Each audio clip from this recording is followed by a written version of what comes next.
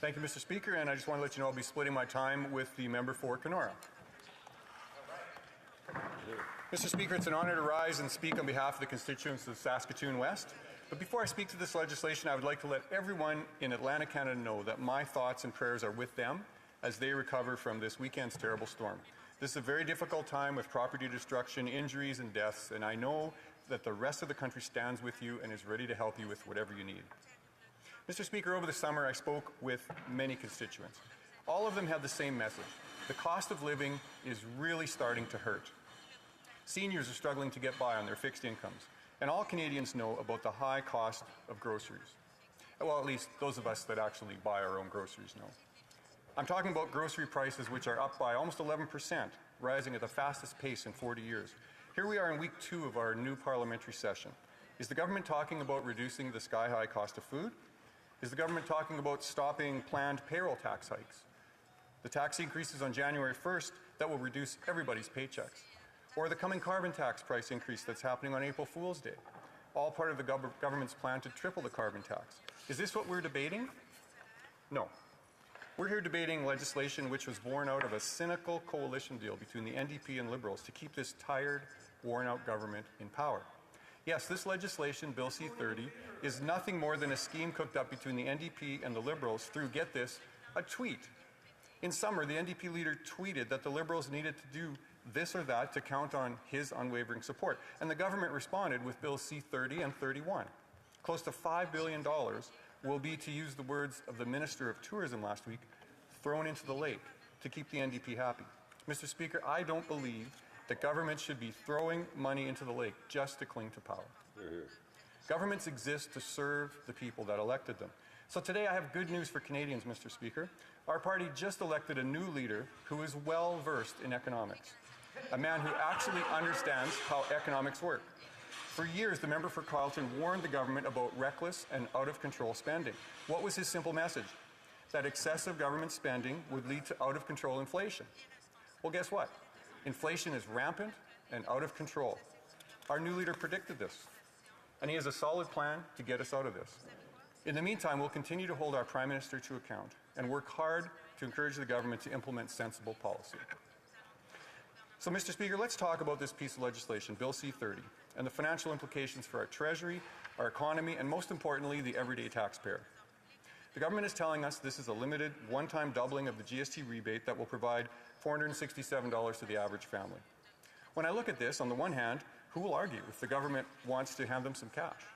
It's welcome relief coming at a difficult time. But it's a short-term Band-Aid that doesn't get to the heart of the problem. And if we don't fix the core problem, then more Band-Aids will be proposed. And indeed, we're already seeing this. While the government says this is a one-time payment, they are openly admitting that this is just the start of a larger government spending package. Bill C-31, for example, includes more inflation-boosting cash injections, which is just the start of an even bigger spending program that the Health Minister can't even quantify right now. Mr. Speaker, I think this would be a good opportunity to take a moment and provide the government with some information that they may not understand. You see, I, like many of my Conservative colleagues, studied economics. Like me, many of my Conservative colleagues have run businesses and created jobs prior to be elected to this great House. I use sound economic principles to build my successful business and run my own household with the help of my wife. Together, we understood some of the basic economic principles and used them successfully. Now, we are not particularly smarter than other Canadians. In fact, I would suggest that most Canadians understand these basic economic principles and use them every day to manage their own households. So what are some of these basic principles? Well, first, there's only so much money. It is not infinite. There isn't a magic money tree in the backyard where you can go when you need a little extra cash. No, you have to make some hard choices. You have a limited amount of money with unlimited ways to spend it. So you have to sit down together, weigh the pros and cons of various options available, and make a choice. Sometimes that choice is hard, especially right now. Families have to choose between inflated food prices and paying the carbon tax on their heating bill. These are not easy choices, but people are creative. Families find ways to scrimp and save in one area to allow them to spend in another. So that's the first principle. Money is finite. The next principle is that borrowing money is like playing with fire. It needs to be done very carefully and in a controlled manner. Yep, sometimes you need to borrow money, borrowing to purchase a house, for example. But loan payments can become a heavy financial burden, especially when interest rates start to rise. That's why most families understand that borrowing should be temporary. And that's why when loans get paid off, there's a great celebration in the household and a wonderful feeling of freedom. So that's the second principle. Borrow with caution. How does this apply to government? Well, if the government applied these two simple principles, the result would be lower taxes and lower debt. Canadians could keep more money in their pockets and have the freedom to spend their money the way they choose. Now, there's a third very important principle I also want to talk about. This one is a larger principle that governments really must understand and apply. The third principle is the law of supply and demand. The easiest way to understand this is through an example. If consumers have $10 and the store has 10 loaves of bread, then consumers will pay $1 for each loaf of bread. Now, if the government suddenly gives consumers an extra $10, but the amount of bread doesn't increase, now people are going to pay $2 for each loaf of bread. That's inflation. The loaf of bread goes from costing $1 to $2. And that's exactly what's happening in our country right now. The government has dramatically boosted the amount of money available to people. $500 billion in the last 2 years. This extra money has bid up the price of everything that we buy. This extra money has also been tacked onto our national debt, resulting in increased interest payments, an obligation that our children's children will have to deal with long after we're gone from this place. When our Prime Minister famously said, "I don't think about economic policy," this simple principle is what he wasn't thinking about. And because he wasn't thinking, we're in this mess today.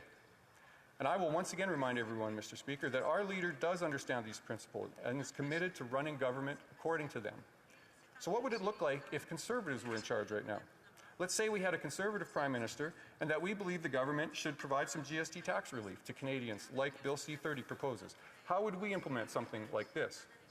Well, first, we would understand that money is finite and that we can't go to a magic money tree to implement this bill. We would task our government to find savings somewhere else to pay for this new program. We would recognize that a new dollar spent would require a dollar to be saved somewhere else, just like all Canadians do every day when they manage their own households. If our government behaved like this, it wouldn't take long for inflation to back down and for taxes to be reduced. That's how Conservatives would govern. Mr. Speaker, I need to come back to the topic of high prices and the rampant inflation that we see every day. There's a grocery store a few blocks down 22nd Street from my constituency office. The folks that shop there know that I sometimes set up shop on the weekend, shake hands, hand out reusable grocery bags, and chat with my constituents in Saskatoon West. I also shop there with for groceries with my wife, Cheryl. Cheryl and I have seen our grocery bill go up every month. It may be salad ingredients like lettuce and tomatoes. It might be meat and potatoes or the side dishes and vegetables, bread, milk, coffee, pop chips. Everything's increased in price. Prepackaged portions are decreasing. And I'm not just talking about small increases. Look at the cost of meat today versus 2 years ago. It has nearly doubled in price. That's 100% inflation. Chicken breasts used to go for 5 in a package for $10. Well, now you only get 3 for that same price. They've cut the portion size to hide the cost increase. I was just at Costco this weekend and bought a 4-pack of bacon. It used to cost $20. Now it costs $30. That's 50% more. Now, is this a result of Russia invading Ukraine, as the Liberals will have you believe? How much beef, chicken, lettuce, potato chips, rice, coffee, and milk do we get from Ukraine? Probably about 0. The vast majority is farmed and harvested right here in Canada. If it's the domestic policies of the federal government, such as printing cash for the past 2 years, that have put Canada in this inflation period. It's domestic policies such as the Bank of Canada aiding and abetting the federal government by underwriting its massive debt load instead of sticking to its mandate to control inflation. It's domestic policies like the carbon tax and fertilizer reductions that are hurting our farmers and causing food prices to soar. It's domestic policies such as ramming through massive spending legislation through the House of Commons to keep the marriage of convenience with the NDP alive. Mr. Speaker, as I wrap up here, I want to focus on accountability. Who is accountable for these $5 billion and the government is shoveling out the door to satisfy a Twitter outburst from the NDP leader? I know it won't be the Liberals and the NDP as they ram the legislation through Parliament and pat themselves on the back like they like to do. Instead, it will be the people of Saskatoon West left holding the bag through more inflation, higher taxes, and reduced benefits from the government.